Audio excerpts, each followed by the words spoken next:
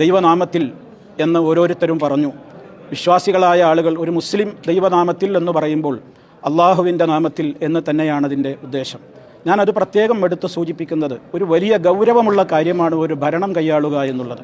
ഒരു വലിയ അമാനത്താണ് അവർ ഏറ്റെടുത്തിട്ടുള്ളത്.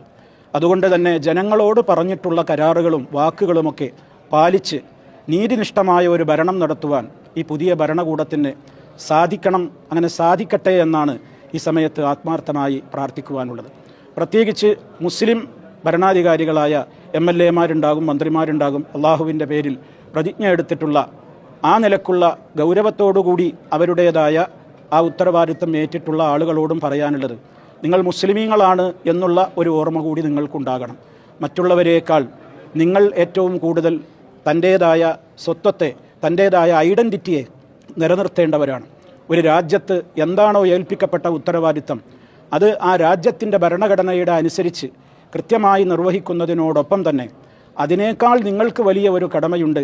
നിങ്ങളെ സൃഷ്ടിച്ച സൃഷ്ടാവായ അള്ളാഹുവിൻ്റെ മുമ്പിൽ 5 നേരം നിസ്കരിക്കുമ്പോൾ ഞാനിതാ എല്ലാം നിനക്ക് സമർപ്പിച്ചിരിക്കുന്നു, ഞാൻ യഥാർത്ഥ മുസ്ലിമാണ്, ഞാനൊരിക്കലും ബഹുദൈവാരാധനയുടെ പിറകെ പോവുകയില്ല എന്ന ഒരു പ്രതിജ്ഞ കൂടി നിങ്ങൾ എടുക്കുന്നുണ്ട്. അതുകൊണ്ട് തന്നെ പൊതു ചടങ്ങുകളിലും സ്വകാര്യ ചടങ്ങുകളിലുമൊക്കെ നിലവിളക്ക് കൊളുത്തുക പോലെയുള്ള അതേപോലെ തന്നെയുള്ള അത്തരത്തിലുള്ള ഒരു മത ആചാരങ്ങളെ ഒരു മുസ്ലിം എന്ന നിലക്ക് അത് നിർവഹിക്കുവാൻ പാടുള്ളതല്ല. ഓരോരുത്തർക്കും അവരവരുടേതായ ആചാരങ്ങളും അനുഷ്ഠാനങ്ങളുമൊക്കെ നിർവഹിക്കാം. അതിനൊക്കെ അവർക്ക് സ്വാതന്ത്ര്യമുണ്ട്. ഒന്നിലും മറ്റൊരാൾ കൈകടത്തേണ്ടതില്ല.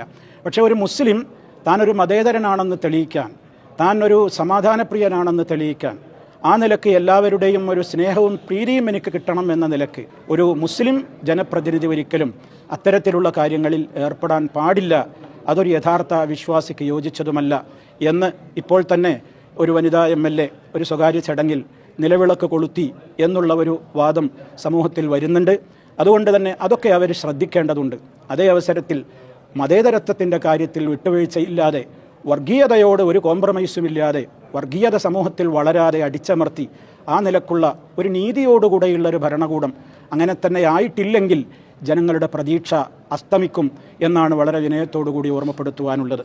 രാജ്യത്ത് എല്ലായിടങ്ങളിലും ഒത്തൊരുമയോടെ, സമാധാനത്തോടെ, ഏകോദര സഹോദരങ്ങളായി നമ്മുടെ രാജ്യത്തുള്ള ഹിന്ദു, മുസ്ലിം, ക്രിസ്ത്യൻ മതമില്ലവർ ഇല്ലാത്തവർ എല്ലാവരും ഒരേ മനസ്സോടെ മനുഷ്യർ എന്ന നിലക്കുള്ള മാനവ സൗഹാർദ്ദം നിലനിൽക്കുന്ന ഒരു അന്തരീക്ഷം കേരളത്തിൽ വരട്ടെ എന്നുകൂടി ഈ സമാധാനത്തിൻ്റെയും ത്യാഗത്തിൻ്റെയും സമർപ്പണത്തിൻ്റെയും സത്യസന്ധതയുടെയും സന്ദേശം ഉദ്ഘോഷിക്കപ്പെടുന്ന ഈ പെരുന്നാളിൻ്റെ ദിവസത്തിൽ പ്രത്യേകം ആശിക്കുകയാണ്.